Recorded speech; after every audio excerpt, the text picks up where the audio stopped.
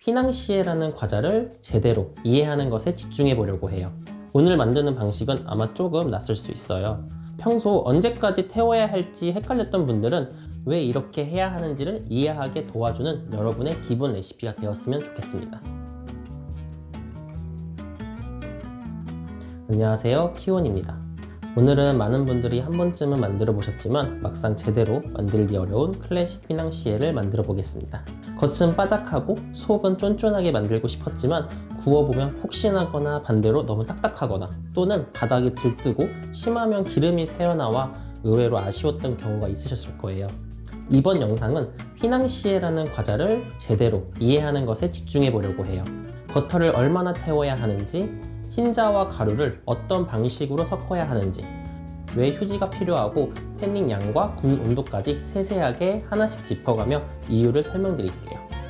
영상을 끝까지 보시면 단순히 따라 만들기 위한 영상이 아니라 왜 이렇게 해야 하는지에 대한 의문의 답들을 이해하게 되고 앞으로 집에서도 실패 없이 완성도 높은 휘낭시에를 구울 수 있을 거예요. 더보기란에는 제가 정리한 레시피 파일을 올려두었습니다. 영상이 끝난 후에도 다시 참고하실 수 있도록 준비했어요. 필요하신 분들은 함께 활용해 보시면 좋겠습니다. 그럼 만들어 볼까요? 반죽을 만들기 전에 흰자는 미리 상온에 꺼내 20도에서 25도로 맞춰주세요. 휘낭시에는 수분이 많은 반죽에 따뜻한 버터를 넣고 섞어 유화시키는 과정이 가장 중요해요. 그런데 흰자가 너무 차가우면 반죽과 버터의 온도 차이가 커져서 반죽이 분리되기 쉬워져요. 유화를 안정적으로 하기 위해서는 흰자를 차갑지 않은 온도로 맞춰주는 것이 꼭 필요합니다. 다음으로 가루 재료들을 채쳐주세요.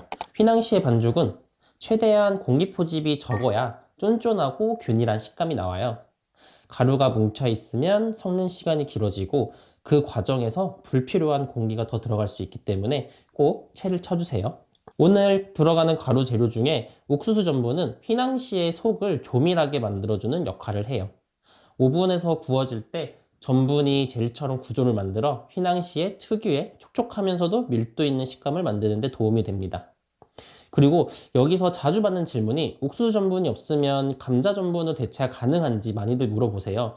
감자 전분은 성질이 완전히 달라서 대체하기가 어렵고 대체하고 싶다면 같은 양의 박력분으로 사용하는 것이 식감 변화가 가장 적습니다. 다음은 틀에 버터를 얇게 발라 코팅해 줄게요. 이렇게 얇게 바른 뒤 사용 전까지 냉동실에 넣어 굳혀주세요.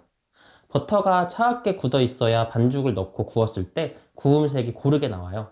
버터가 덜 굳은 상태에서 바로 반죽을 넣고 구우면 간혹 얼룩지거나 가장자리가 깔끔하지 않을 수 있어요. 마지막으로 얼음물을 미리 준비해 주세요. 휘낭시의 전반적인 맛과 풍미는 버터를 얼마나 태우느냐에 따라 달라져요. 버터가 원하는 만큼 태워졌을 때 그대로 두면 냄비의 잔열로 금방 더 타버릴 수가 있어요. 그래서 원하는 태움 정도가 됐을 때 바로 얼음물 위에 냄비를 올려서 잔열을 빠르게 없애주는 것이 중요해요. 이렇게 해야 원하는 고소한 맛과 향을 정확히 살릴 수 있습니다. 먼저 냄비에 버터를 넣고 중불에서 끓여주세요. 휘낭시의 풍미의 중심은 바로 태운 버터예요. 버터가 끓기 시작하면 수분이 먼저 날아가고 바닥에 가라앉은 우유 단백질이 갈색으로 변하면서 견과류 향이 올라와요. 이 상태를 누아제 버터 또는 브라운 버터라고 불려요. 버터를 덜 끓이면 풍미가 약하고 반대로 너무 까맣게 끓이면 단백질이 타서 쓴맛이 나요. 그런데 많은 분들이 여기서 단순히 색으로 태움 정도를 판단하는 설명을 보고 헷갈리거나 실패를 경우가 많았을 거예요. 매번 색만으로는 늘 같은 결과를 얻기가 어렵거든요. 그래서 저는 색이 아닌 온도 기준으로 여러 차례 테스트를 해봤어요. 결과적으로는 180도에서 색과 향의 밸런스가 가장 좋았습니다. 평소 언제까지 태워야 할지 헷갈렸던 분들은 온도계를 사용해 보세요. 안정적으로 휘낭시의 풍미를 제대로 만들 수 있을 거예요. 이제 버터를 끓여 볼게요. 버터가 녹고 서서히 끓기 시작해요. 지금 위에 이렇게 하얗게 보이는 것들이 있는데 버터 속에 들어가 있던 우유 단백질이에요. 끓이면서 눌러붙을 수 있기 때문에 눌러붙지 않도록 한 번씩 바닥 저어가면서 끓여주세요. 지금 보이는 것처럼 가라앉아 있던 단백질이 서서히 갈색으로 변하고 고소한 향이 올라와요. 이때부터 틈틈이 온도를 측정해 주세요. 제가 사용하는 온도계는 표면 온도계인데 말 그대로 표면의 온도를 재는 방식이라 이렇게 그냥 버터 위에 생긴 거품이 있는 상태로 그대로 측정하면 정확한 온도가 나오지 않아요. 표면 온도계로 온도를 잴 때는 주걱으로 거품을 가볍게 걷어내고 버터 표면이 드러난 상태에서 온도를 체크해 주세요. 지금 180도가 돼서 불 끄겠습니다. 버터는 불 끈 뒤에도 잔여로 계속 타기 때문에 바로 준비한 얼음물에 냄비째 담가 더 타지 않도록 해주세요. 냄비가 충분히 식으면 얼음물에서 꺼내고 반죽에 넣기 전까지 이대로 50도까지 식혀주세요. 온도계가 없는 분들은 지금 이 색깔을 자세히 보시고 참고해주세요. 지금부터 반죽을 해볼게요. 오늘 만드는 방식은 아마 조금 낯설 수 있어요. 보통은 흰자에 설탕과 꿀이나 물엿을 먼저 섞고 그 다음 가루를 넣어 섞은 뒤 마지막에 태운 버터를 넣어서 유화하는 방식으로 많이 하죠. 기존 방식도 충분히 괜찮지만 저는 글루텐이 과하게 생기지 않게 하고 공기 포집도 최소화하는 방향으로 조금 다른 순서로 진행해 보려고 해요. 먼저 흰자에 물엿과 소금을 넣고 소금이 녹을 때까지만 휘포로 가볍게 섞어주세요.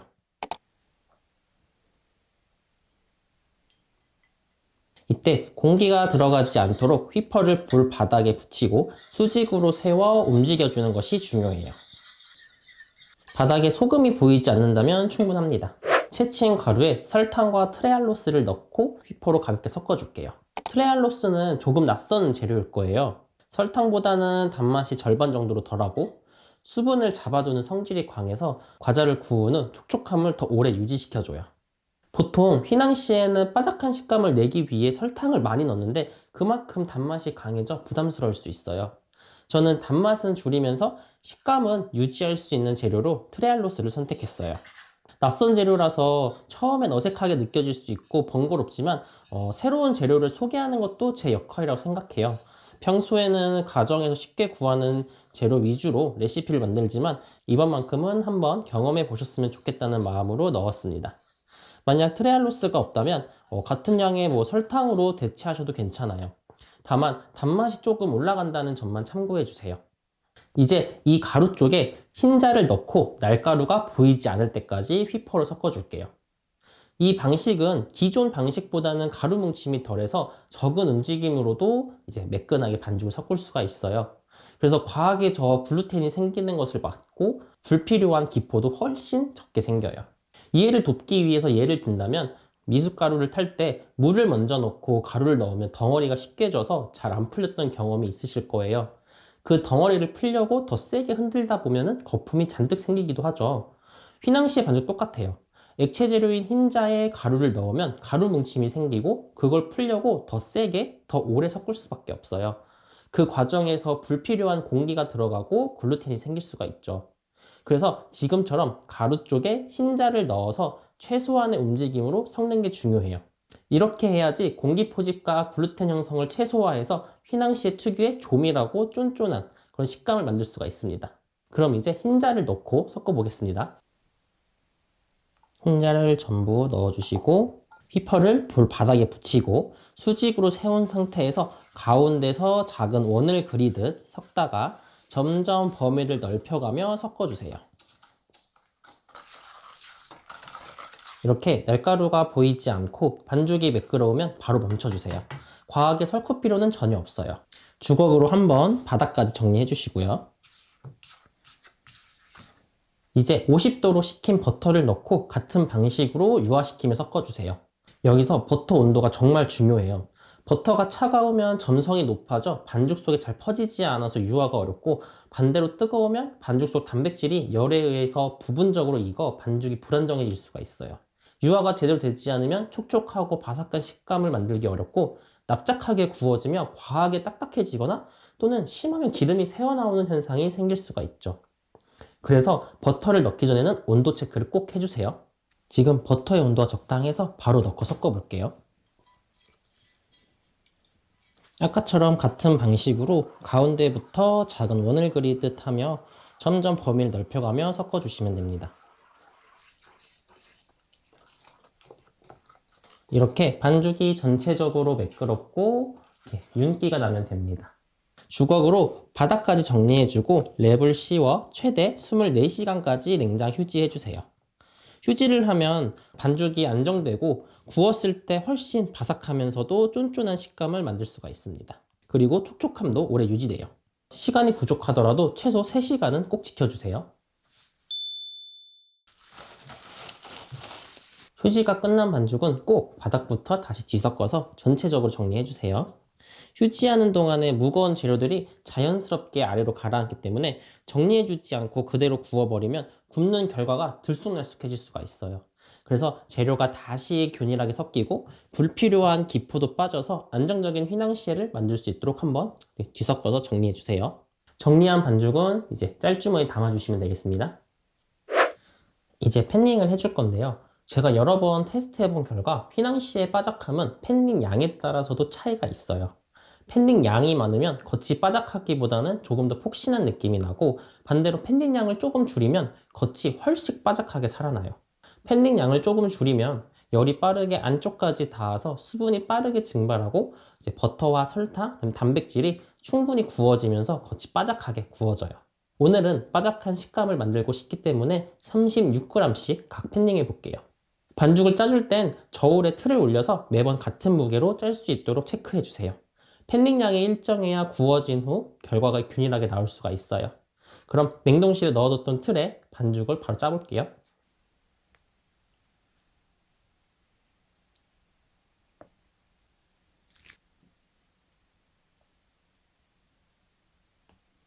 이제 220도로 예열한 오븐에 넣어 200도에서 10분에서 12분 구워줄게요. 휘낭시에는 고온에서 짧게 구웠을 때 겉은 바삭하면서 속은 촉촉한 특유의 식감이 가장 잘 나와요.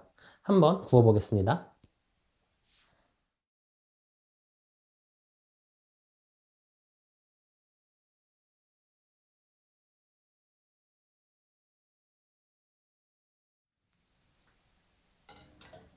이렇게 휘낭시에를 구워봤는데요. 갓 구워진 휘낭시에는 바로 틀에서 꺼내 식힌망 위에 올려서 식혀주세요. 이 정도 구움색이면 충분합니다.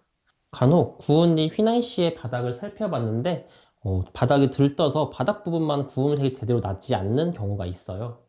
그건 반죽을 너무 많이 섞은 경우에 종종 발생해요. 또 다른 이유로 틀에 버터를 두껍게 발랐거나 휴지 후 정리를 제대로 못해서 생길 수가 있어요. 들뜸 현상이 생겼다면 지금 말한 부분들을 다시 한번 체크해 보세요. 오븐에서 막 꺼낸 휘낭시에는 살짝 말랑하게 느껴질 수가 있어요. 이건 자연스러운 상태예요. 휘낭시에는 식으면서 겉이 빠르게 굳어져요. 뜨거울 때는 휘낭시에 속에 있던 수분이 겉까지 올라와 바삭함이 바로 느껴지진 않아요. 그런데 식기 시작하면서 그 수분이 표면에서 빠르게 날아가고 겉면에 있는 버터나 설탕, 단백질이 차갑게 굳으면서 단단한 껍질을 만들죠. 조금 식힌 뒤에 한 입 드셔보시면 겉은 바삭하고 속은 촉촉한 식감을 느낄 수 있어요. 오늘 클래식 휘낭시에를 구워봤는데요. 겉만 봐도 바삭하게 구워진 느낌이 나죠. 칼로 겉면을 긁어보면 바삭한 소리가 확실히 느껴져요. 반으로 잘라서 단면도 살펴볼게요. 반으로 잘라보면 속도 균일하게 잡혀있고 과하게 부풀지 않고 밀도 있게 촉촉해 보여요. 영상 처음에서 말씀드렸던 것처럼 이번 레시피는 휘낭시에라는 과자를 정확히 이해하는 것에 집중을 해봤어요. 오늘 영상 속 포인트는 첫 번째, 버터의 태움 정도, 두 번째, 가루에 흰자를 넣어서 공기 포집을 최소화하는 공정 방식, 세 번째, 유화가 안정적으로 이루어졌는지, 네 번째, 충분한 휴지로 반죽을 안정시키는 과정, 마지막으로 팬닝 양과 고온 단시간의 굽기입니다.